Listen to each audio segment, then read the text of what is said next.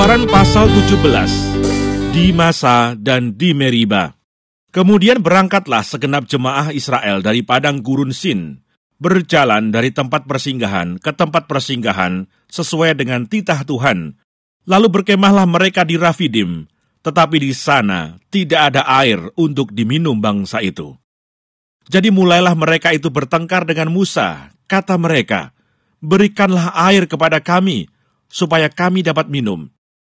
Tetapi Musa berkata kepada mereka, "Mengapakah kamu bertengkar dengan aku?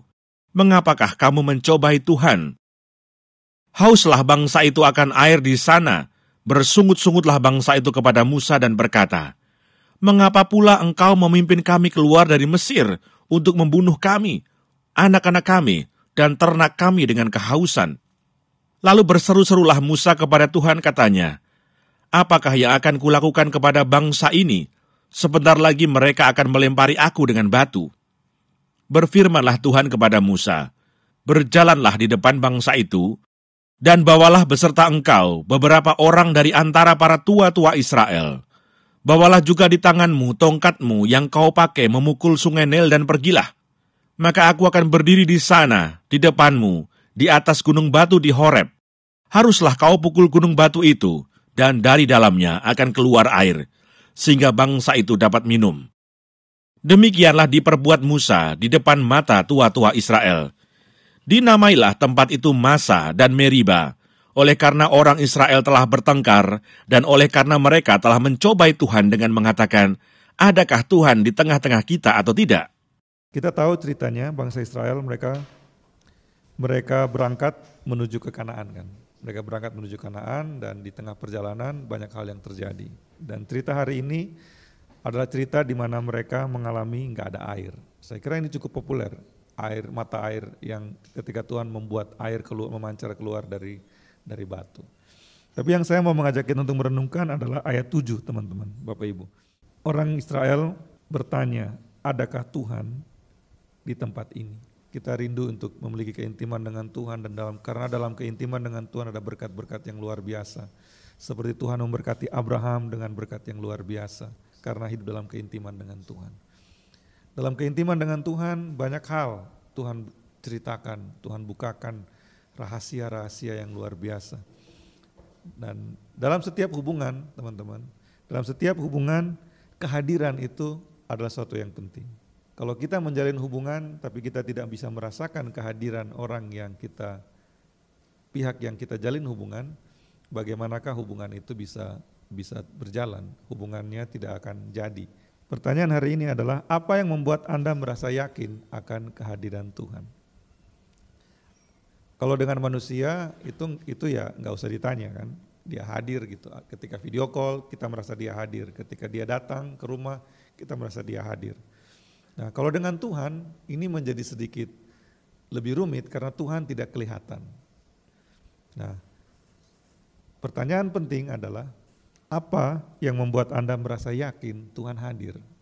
Ketika kita memanggil Tuhan, ketika kita memanggilnya, apa yang membuat kita merasa yakin bahwa Dia hadir? Yakin gak waktu teman-teman berdoa, teman-teman merasa Tuhan hadir? Ketika tadi kita pujian penyembahan, apa yang membuat kita yakin Tuhan hadir dalam pujian penyembahan kita? Apa yang membuat kita yakin Tuhan hadir dalam hubungan kita dengan Tuhan? Ketika kita bicara di hadirat Tuhan, itu artinya kita ada di depan Tuhan. Apa kita merasa Tuhan ada? Apakah Tuhan ada ketika kita mengatakan di hadirat Tuhan? Apa yang membuat kita yakin Tuhan ada? Atau kita cuma ngomong doang, kita di hadapan Tuhan, padahal kita nggak merasa Tuhan ada. Atau bahkan, jangan Tuhan, jangan ada di sini. Kalau Tuhan hadir, Tuhan bisa tahu segala sesuatu kan? Tuhan tahu pikiran kita, Tuhan tahu hati kita, Tuhan tahu segalanya gitu. Nah, apa yang membuat Anda merasa yakin akan kehadiran Tuhan? Nah, bicara intimasi dengan Tuhan, teman-teman. Bicara hubungan yang intim dengan Tuhan, kita perlu bicara sesuatu yang lebih mendasar, yang lebih penting, yang lebih esensial. Ketika kita mau intim dengan Tuhan, artinya kita siap untuk diketahui segala sesuatu dari kita oleh Tuhan. Kita siap untuk semua isi hati kita, semua isi kepala kita terbuka di hadapan Tuhan. Walaupun kita nggak intim ataupun intim, Tuhan tetap tahu segala sesuatu. Tapi ketika kita mau dekat pada Tuhan, itu artinya kita sedang membawa diri kita apa adanya di hadapan Tuhan. Nah, Tapi soal kehadiran Tuhan, manusia suka mereduksi. Dalam kehidupan iman saya menemukan orang Kristen, orang beragama suka mereduksi, suka bikin diskon gitu ya. Menyembah Tuhan dalam roh dan kebenaran, hidup dalam kekudusan, itu kan standarnya, kebenarannya. Firman Tuhan bilang begitu. Tapi manusia sejak zaman dulu sampai sekarang senangnya mengurangi, mereduksi, membuat bukan yang sebenarnya, sehingga menjadi simbol-simbol. Kehadiran Tuhan direduksi dalam simbol-simbol. Kalau kita belajar sejarah agama, ada banyak penyembahan yang dilakukan oleh manusia, dan dalam semua penyembahan itu ada simbol, totem, simbol yang dipakai untuk apa? Untuk melambangkan Tuhan. Kalau ada benda ini, Tuhan hadir. Dan Tuhan mengakomodasi juga bangsa Israel. Kalau kita lihat di Perjanjian Lama, Tuhan mengakomodasi dengan membuat tabut perjanjian. Tabut perjanjian itu bukan Tuhan, tapi tabut perjanjian itu adalah reminder, pengingat bahwa Tuhan ada bersama dengan mereka. Simbol itu nggak salah sama sekali. Yang salah adalah ketika kita mereduksi Tuhan sama dengan simbol. Lambang itu kan hanya lambang. Apa yang membuat kita yakin Tuhan hadir dalam hidup kita? Ketika kita diberkati, ketika semuanya lancar-lancar saja, kita merasa Tuhan sedang menyertai kita. Ketika sehat, bahagia, sejahtera, nggak ada masalah, kita merasa Tuhan sedang menyertai kita. Kalau kita paham firman Tuhan, kita akan tahu bahwa Tuhan hadir bahkan ketika kita tidak merasakannya. Kehadiran Tuhan itu tidak ada hubungannya dengan perasaan kita. Makanya ketika pujian penyembahan, jangan kejar perasaan. Kehadiran Tuhan itu terlepas dari perasaan kita. Kita merasa atau tidak merasa, Tuhan hadir. Karena Tuhan itu maha hadir. Pergumulannya kita dalam soal keintiman dengan Tuhan adalah ketika kita mengaku umat Tuhan, berjalan bersama Tuhan, kita harus selalu yakin Tuhan hadir. Akan tetapi, banyak kali kita tidak bisa merasakan kehadiran Tuhan. Orang Israel dalam cerita hari ini, mereka keluar dari Mesir, bagaimana caranya? Sebelum mereka keluar dari Mesir, 10 tulah Tuhan timpakan. Kita akan mudah merasakan kehadiran Tuhan, salah satunya ketika kita melihat mujizat. Amin Bapak Ibu? Ya kan? Pernah mengalami mujizat? Ketika kita mengalami mujizat, kita langsung bersaksi, Tuhan hadir hari ini. Dan orang Israel dalam perjalanan mereka bersama Tuhan, sebelum mereka keluar dari Mesir, 10 tulah Tuhan timpakan atas Mesir. Dan ketika itu bangsa Israel begitu bersatunya di hadapan dengan Tuhan, menyembah Tuhan dengan luar biasa. Tulah yang terakhir mengerikan, semua anak sulung di Mesir, manusia dan hewan mati. Yang gak mati hanya yang mengoleskan darah anak domba di ambang pintu. Artinya orang Israel yang bersungut-sungut di hari ini, mereka sudah mengalami mujizat. Mereka keluar dari Mesir dengan begitu dahsyat. Kemudian mereka menuju ke Laut Merah, dikejar oleh tentara Firaun. Mereka bersungut-sungut kan waktu itu. Kurang kuburan di Mesirkah sampai kita harus mati di sini? Tuhan bikin mujizat. Laut Merah terbelah dua dan mereka berjalan melintasinya. Setelah itu apa yang kita baca di Keluaran? Setelah tentara Firaun mati di dalam Laut Merah yang tertutup kembali, orang Israel memuji Tuhan kan. Pujian penyembahan, praise and worship. Miriam memimpin mereka pujian penyembahan gitu kan. Allahku dahsyat berkuasa gitu kan. Mereka mengalami mujizat yang sedahsyat itu. Lalu mereka lanjut perjalanannya. Dan dalam perjalanan mereka menemukan gak ada air. Airnya gak bisa diminum. Gak ada air. Lalu mereka berteriak, Tuhan ada enggak sih? Ketika kita berjalan bersama dengan Tuhan, kita akan mengalami mujizat. Pasti, karena Tuhan kita maha kuasa. Tapi ketika kita berjalan bersama dengan Tuhan, kita masih berjalan di dunia. Dan di dunia ini ada banyak masalah. Ada banyak orang yang kita temui, ada banyak tempat yang kita tidak bisa datangi. Ada banyak peristiwa yang bisa terjadi. Dan di dalam peristiwa orang, tempat itu bisa ada masalah. Orang Israel mengalami itu. Di ayat 2 menarik. Berikanlah air kepada kami supaya kami dapat minum. Musa bilang, kenapa kalian bertengkar dengan aku? Mengapakah kamu mencobai Tuhan? Jawaban Musa ini menarik untuk kita renungkan, teman-teman. Kenapa Musa jawabnya kayak gini? Kalian gak punya iman. Kenapa marah-marah sama aku? Wajar Musa bilang begini karena mereka baru mengalami Laut Merah terbelah. Kalau kita udah mengalami mujizat Laut Merah terbelah, masa kita masih mengeluh sama Tuhan soal air? Level mujizat Laut Merah dan gak ada air itu jauh sekali. Tapi orang Israel mengeluh sama Tuhan. Mengapakah kamu mencobai Tuhan? Bisa minta baik-baik kan? Kenapa harus teriak-teriak, marah-marah, bersungut-sungut? Bertengkar dengan Musa. Bertengkarnya itu sampai mau lemparin Musa dengan batu. Mengapa kamu memimpin kami keluar dari Mesir untuk membunuh kami, anak-anak kami, ternak kami dengan kehausan? Ini bukan soal mereka mengeluh gak ada air lagi. Mereka sudah mempertanyakan kepemimpinan Musa. Mereka sudah mempertanyakan bahkan tindakan Tuhan mengeluarkan mereka dari Mesir. Wow, itu dahsyat sekali, teman-teman. Ketika kita berjalan bersama dengan Tuhan, ketika kita mau intim dengan Tuhan, peristiwa-peristiwa bisa terjadi, orang-orang bisa Tuhan bawa dalam hidup kita, keadaan, situasi bisa terjadi, tidak terduga. Ketika itu bagaimanakah respon kita akan menunjukkan seberapa intimnya kita dengan Tuhan.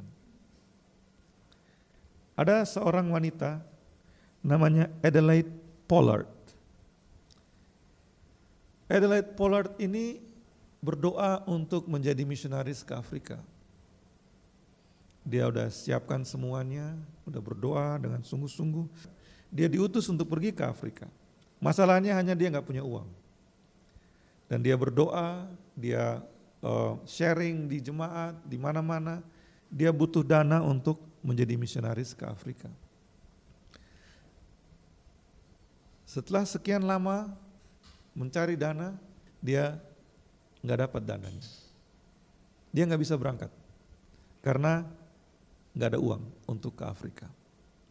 Dan itu sangat memukul Adelaide Pollard. Dia terpukul sekali. Masa sih Tuhan yang berikan visi untuk saya pergi ke Afrika. Tapi masa soal uang aja Tuhan nggak bisa tolong saya? Dia nggak punya uang, nggak dapat uangnya untuk pergi ke Afrika. Dia harus menyerah pergi ke Afrika karena nggak ada uang. Pernah mengalami seperti itu? Tuhan menaruh di hati untuk melakukan sesuatu, tapi nggak ada uang. Waktu berlalu, suatu hari dia ikut persekutuan doa. Dalam persekutuan itu seorang nenek-nenek yang dia kenal berdoa begini. It's all right, Lord. It doesn't matter what you bring into our life. Just have your own way with us. Tuhan, gak apa-apa Tuhan. Apapun yang Tuhan izinkan terjadi dalam hidup kami, itu tidak apa-apa. Biarlah kehendak Tuhan, cara Tuhan, jalan Tuhan yang terjadi dalam hidup kami. Nenek ini berdoa seperti itu. Dan ketika mendengarkan doa nenek itu, Adelaide Pollard seperti dapat pencerahan. Semua beban di hatinya seperti terangkat seketika. Bukan kehendak kami, bukan cara kami, bukan jalan kami, biarlah kehendak Tuhan, jalan Tuhan yang terjadi. Dia pulang ke rumah, dia baca Yeremia 18. Yeremia 18 tentang apa? Tentang seorang tukang periuk yang membuat bejana tanah liat.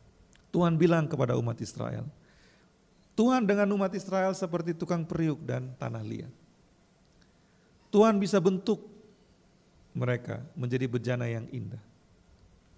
Ketika dalam proses membentuk bejana, bisa salah bikin gitu kan. Kalau tukang periuk bikin bejananya lalu gak jadi, apa yang dia lakukan? Dia bongkar lagi. Dan Adelaide Pollard merenungkan itu. Dia hanya tanah liat di tangan si tukang periuk, the potter. I am only clay. Dan Adelaide Pollard kemudian mulai menulis puisi. Have thine own way, Lord. Have thine own way, Lord. Have thine own way. Tahu lagunya? Thou art the potter, I am the clay. Mold me and make me after thy will, while I am waiting, yielded and still. Ada di gedung jemaat ya. Have thine own way, Lord. Have thine own way. Ketika kita berjalan bersama dengan Tuhan, Bapak Ibu, kita sering lupa kita ini tanah liat. Tuhan itu penjunan gitu. Tukang periuknya. Karena kita ini hanya tanah liat, seberapa dekatnya kita dengan Tuhan pun kita harus ingat yang pegang kendali bukan kita. Yang bentuk bejana itu bukan kita. Kita mau hidup kita seperti apa? Kita punya impian. Tapi hidup kita di tangan Tuhan. Kita punya visi. Tapi kita tanah liat. Adelaide Pollard mau ke Afrika. Tapi gak ada uangnya. Dia kecewa, terbeban. Masa sih Tuhan? Doa nenek tua tadi mengingatkan dia. Dia cuma tanah liat. Karena itu, Bapak Ibu yang dikasihi Tuhan, manusia itu biasanya punya standar kenyamanan. Kalau kita masih kecil, dididik di dalam rumah tangga seperti apa, itu jadi standar kenyamanan kita. Dan ketika kita beranjak dewasa, kita akan kejar minimalnya seperti ketika di rumah. Kita punya standar kenyamanan, hidup yang aman, hidup yang sejahtera, hidup yang bahagia. Setiap orang punya standar masing-masing, tapi dipengaruhi dengan kuat oleh bagaimana dia dibesarkan, dan dipengaruhi juga ketika dia bergaul dengan siapa. Nilai-nilai yang masuk lewat agama ataupun siapapun, itu akhirnya membuat kita punya standar. Tapi dalam hidup ini, kita akan menemukan bahwa kadang-kadang gak tercapai standar itu. Dan ketika standar itu gak tercapai, ketika itulah manusia biasanya mulai khawatir, mulai bersungut-sungut. Dan ketika mulai bersungut-sungut, manusia mulai lupa siapa dirinya di hadapan Pencipta. Sebagai orang Kristen, kita belajar Tuhan ada, Tuhan hadir, Tuhan baik. Kita mau intim dengan Tuhan. Sehingga ketika kita dalam kekurangan, kita berseru kepada Tuhan. Kita sakit, kita berseru kepada Tuhan. Ketika kita hadapi masalah, kita berseru kepada Tuhan. Itu benarnya begitu. Kenyataannya, lihat orang Israel. Mengalami mujizat yang begitu dahsyat pun, ketika ada masalah, mereka mudah sekali untuk bersungut-sungut. Ketika kita hanya bisa merasa yakin Tuhan hadir kalau semuanya baik-baik saja, maka kita belum kenal Tuhan kita. Ketika kita merasa yakin kalau semuanya berjalan sesuai keinginan kita, maka kita belum kenal Tuhan kita. Tuhan itu baik, dan Tuhan mengizinkan kita melewati keadaan, situasi yang tidak menyenangkan, yang bahkan berbahaya. Supaya apa? Supaya kita selalu dekat dengan Tuhan. Karena dosa, manusia kehilangan kemuliaan Tuhan, jatuh. Tuhan datang menolong, memulihkan kembali. Tapi pemulihan itu terjadinya di dunia. Dan dunia ini memang jahat. Tapi karena Tuhan baik, Tuhan mau intim dengan kita, supaya ketika kita berjalan di dunia yang jahat ini, kita aman selalu, dapat pertolongan selalu. Nah ini yang kita harus sadari teman-teman. Mau intim dengan Tuhan? Intim dengan Tuhan tidak berarti semua doamu dijawab. Oh ya? Ya. Persisnya begini, intim dengan Tuhan tidak berarti semua doamu dijawab sesuai dengan yang kamu minta. Adelaide Pollard minta dapat uang untuk ke Afrika. Tapi Tuhan jawab pertama apa? Kamu egois. Kamu mau Tuhan turuti kemauanmu. Kalau Tuhan punya rencana yang lain untukmu. Intim dengan Tuhan bukan berarti kita mau A, Tuhan kasih A. Intim dengan Tuhan artinya kemanapun kita melangkah, Tuhan ada di situ. Dan kalau Tuhan ada di situ, kita aman. Intim dengan Tuhan teman-teman, gak berarti selalu ada uang. Intim dengan Tuhan teman-teman, gak berarti selalu banyak teman. Intim dengan Tuhan gak berarti gerejamu penuh dengan jemaat. Intim dengan Tuhan gak selalu berarti seperti itu. Intim dengan Tuhan berarti Tuhan ada. Kalau Tuhan ada, Tuhan mengajar, Tuhan menuntun, Tuhan menguatkan, Tuhan menegur, Tuhan menghajar. Itu intim dengan Tuhan. Kalau dekat dengan Tuhan, kita salah langsung dicubit kan. Mama bisa gitu kan, kalau anaknya lagi jalan bareng terus langsung cubit gitu. Itu cara paling cepat untuk menghentikan kenakalan anak-anak. Kadang-kadang waktu masih kecil dicubit tanpa kita tahu apa kita salah gitu. Dicubit dulu gitu, cubit dulu lah pokoknya biar dia jangan lagi gitu. Setelah pulang baru, aku kok tadi dicubit, baru orang tua yang baik akan jelaskan. Iya tadi kamu dicubit, karena kamu pakai tangan kiri terimanya gitu kan. Oh jadi gak boleh, iya gak boleh gitu. Contoh kecil. Tapi dengan Tuhan, kalau kita saking intimnya dengan Tuhan, kadang-kadang Tuhan bisa cubit dulu baru ngomong. Sakit. Dan kita gak ngerti, salah kita apa. Udah dicubit. Tuhan bisa begitu. Tapi karena itu kalau teman-teman mengalami dicubit, tanpa tahu kenapa dicubit, bersyukur. Berarti sudah sedekat itu dengan tangan Tuhan. Kalau Tuhan masih sayang, Tuhan tegur, Tuhan hajar. Kalau Tuhan gak pernah tegur lagi, itu artinya udah dibuang, udah gak disayang lagi. Intim dengan Tuhan teman-teman, adalah kita bersama Tuhan dalam segala keadaan. Bahkan ketika keadaannya tidak sesuai dengan yang kita inginkan. Bahkan ketika keadaannya tidak sesuai dengan yang kita doakan. Orang Israel ini contoh yang baik sekali untuk melihat diri kita. Diri kita. Jangan lihat orang lain, lihat diri kita. Seberapa baiknya Tuhan sama kita di masa lalu, kita tetap bisa jatuh dalam dosa. Seberapa dahsyat dan ajaibnya mujizat Tuhan yang kita pernah alami, kita tetap bisa menyangkal Tuhan. Seberapa keagungan Tuhan yang kita lihat dengan mata kepala kita sendiri, kita tetap bisa bersungut-sungut kepada Tuhan. Karena itu adalah manusia. Manusia itu hatinya penuh dengan kejahatan. Sombong semua. Ada yang bilang, enggak, aku enggak sombong. Saya mau kasih tahu. Cara paling gampang untuk bisa tahu apakah saya sombong atau tidak. Teman-teman tahu cara yang paling gampang? Cara paling gampang untuk memeriksa apakah kita sombong atau tidak adalah ketika kita berhadapan dengan orang sombong.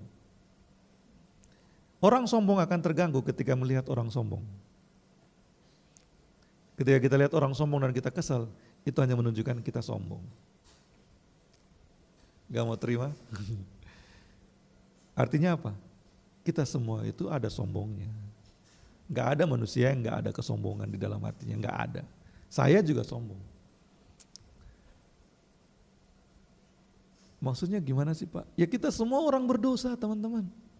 Kita gak bisa menghakimi orang lain tanpa kemudian melihat bahwa yang kita hakimi itu ada di kita juga. Makanya jangan terlalu kencang kalau menghakimi orang. Karena kita juga orang berdosa. Ketika melihat orang berdosa, orang jatuh dalam dosa, apa yang kita lakukan? Kita tegur, nyatakan dosanya, nyatakan konsekuensinya, tapi kemudian peluk. Kenapa? Karena kita pun orang berdosa yang diselamatkan oleh kasih karunia. Ketika keadaan tidak sesuai dengan yang kita inginkan, apa yang kita lakukan teman-teman? Kita datang pada Tuhan. Tuhan, kok begini? Tuhan bisa langsung jawab, jelaskan, begini itu karena begini. Tapi kadang-kadang Tuhan nggak langsung jawab juga. Kadang-kadang Tuhan biarkan kita galau beberapa lama. Ketika kita sedang dikhianati, Tuhan ada di situ. Ketika kita sedang ditusuk dari belakang, Tuhan ada di situ. Ketika kita ditipu mentah-mentah, Tuhan ada di situ. Kenapa Tuhan biarkan, Pak? Coba pikir-pikir lagi, apakah Tuhan biarkan? Atau kita yang egois? Kita yang gak mau dengar. Biasanya kita akan dicubit dulu baru kita tahu itu salah gitu. Jarang sekali ada manusia yang langsung ketika Tuhan bilang jangan langsung iya. Jarang sekali. Coba lihat ke depan dan manggut-manggut. Benar gak? Jarang sekali kita ketika Tuhan bilang bukan ini, kita langsung iya Tuhan, amin Tuhan. Enggak, jarang sekali. Hampir gak pernah malah. Kita selalu, kok gitu Tuhan? Tanya dulu. Ketika kita menghadapi konsekuensi dari ketidaktaatan kita, Tuhan juga hadir. Ketika kita bingung, ini yang mana yang benar Tuhan? Ketika itu juga Tuhan ada. Makanya kita perlu renungkan lagu Have Thine Own Way. Kita ini tanah liat teman-teman, di tangan Sang Penjunan. Biarkanlah Dia membentuk kita sesuai dengan kehendaknya. Sakit. Bingung, bisa bingung. Tapi ketika Dia sedang membentuk kita, biarlah kita menyerah, pasrah. Yielded and still, itu artinya diam dan pasrah. Intim dengan Tuhan teman-teman.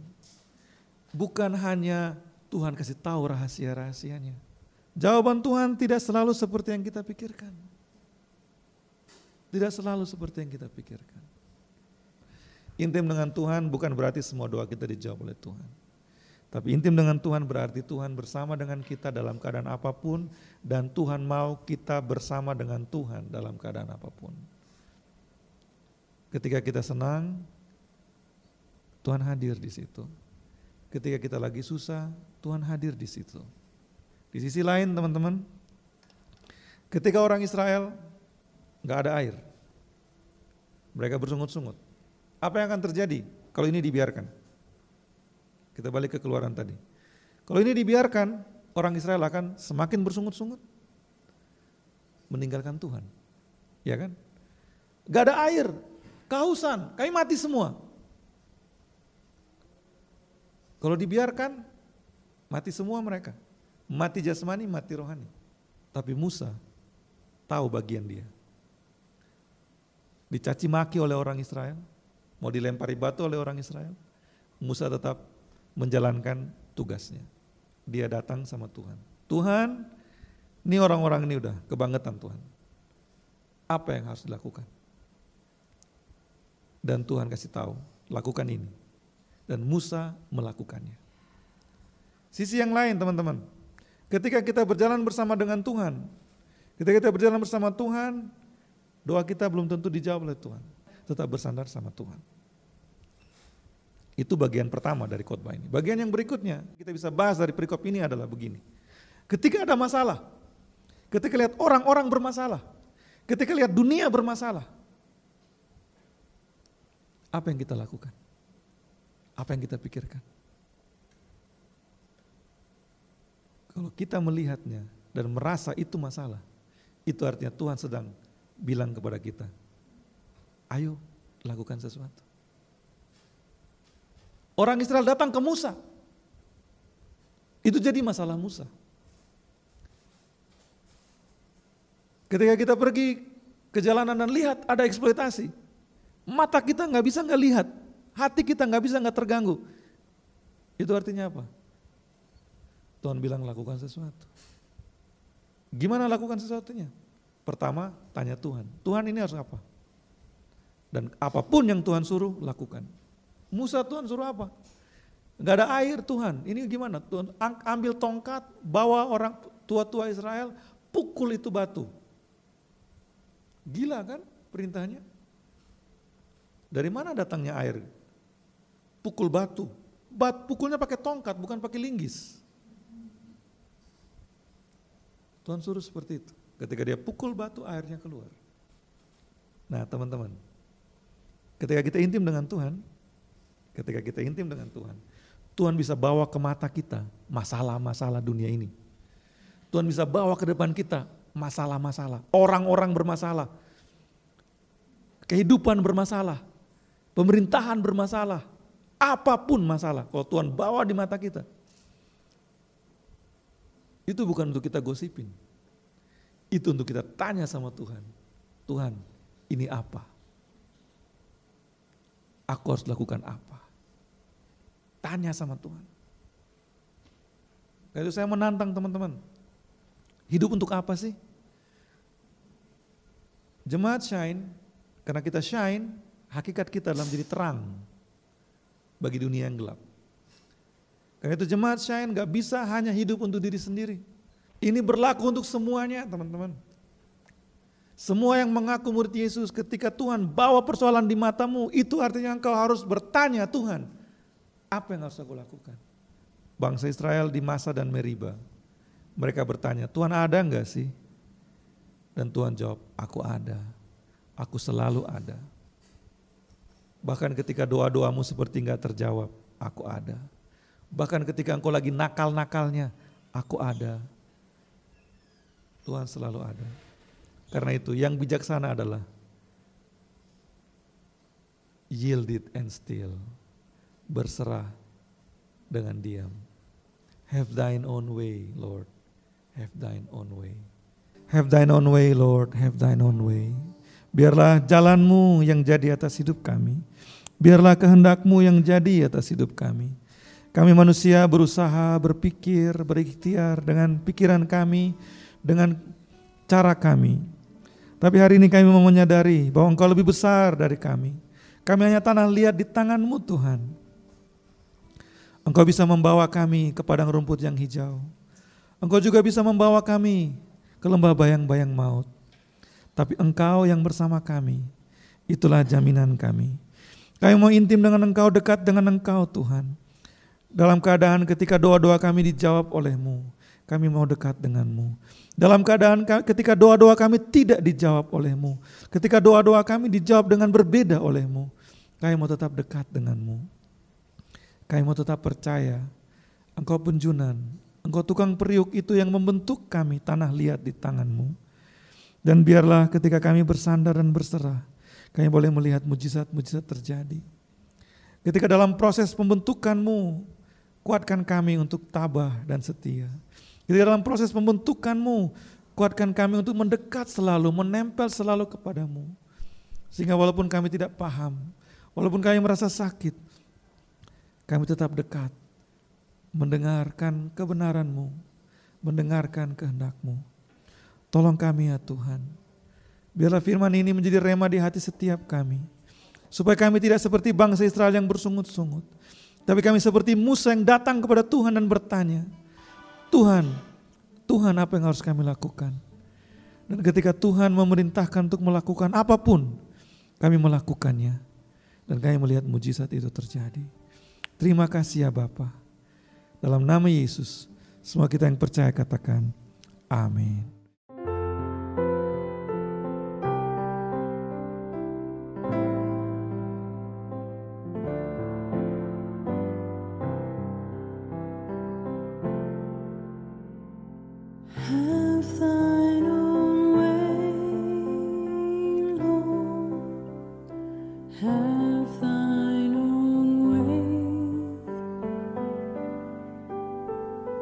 Thou art the potter.